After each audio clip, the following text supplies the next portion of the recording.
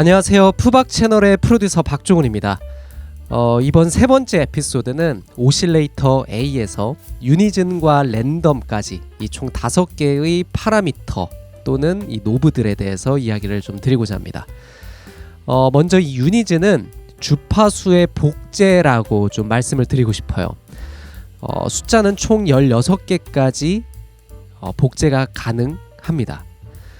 이 유니즌은 옆에 있는 이 디튠과 블렌드와 같이 섞어서 써야 되는 친구 중에 하나예요.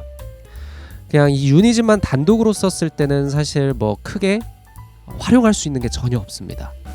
자, 그러면 디튠과 같이 한번 설명을 좀 드려보도록 할게요. 먼저 유니즌을 적당한 숫자로 만들어 놓고 디튠이 0일 때는 음정을 제가 도미솔 C 메이저 코드를 한번 찍어 보도록 할게요. 음정이 어떻게 되는지 한번 들어보세요. 이렇습니다. 유니즌이 다시 1일 때도 한번 들어보도록 할게요. 별 차이가 없죠. 그 뜻은 왜 그러냐면 유니즌 5개, 그러니까 주파수를 5개를 복제를 했지만 디튠에 대한 정의, 즉 유니즌 5개에 복제된 주파수의 거리 간격을 조절하지 않아서 그래요. 자, 이것도 한번 디튠이 0일 때와 디튠을 조금씩 벌려가면서 소리를 한번 들어보도록 할게요. 자, 유니즌으로 만들어진 주파수 간격을 벌려주는 게 디튠인 겁니다. 이것도 한번 들어보도록 하겠습니다.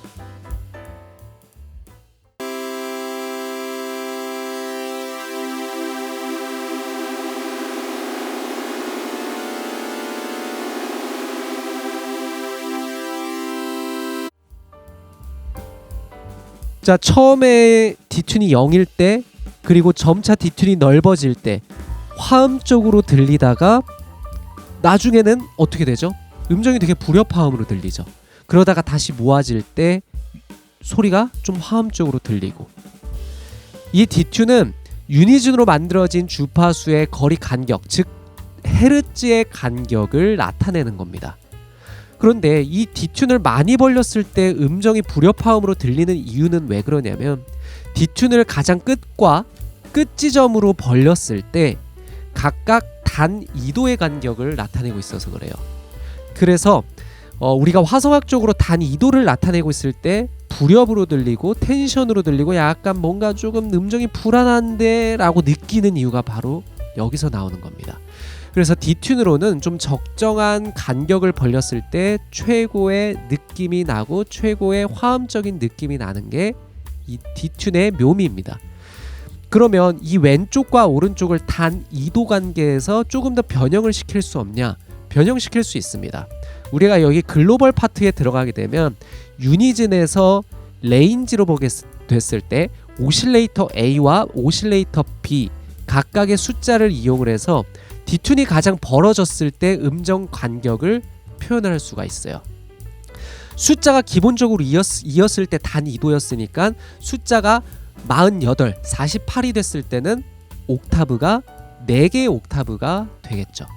그래서 이런 식으로 내가 유니즌의 숫자의 유니즌이 아니고 디튠의 거리 간격을 내가 조정을 따로 할 수도 있는 겁니다. 자, 그리고 그 오른쪽에 있는 블렌드는 디튠으로 벌려진 음정 간격과 유니즌으로 만들어진 주파수의 복제의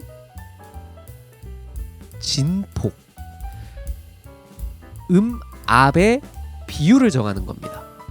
그래서 내가 누른 음정이 더 크게 들릴지 또는 유니즌으로 복제된 음원을 더 크게 만들지를 정해주는 게 블렌드입니다. 이것도 한번 바로 들어보도록 하겠습니다.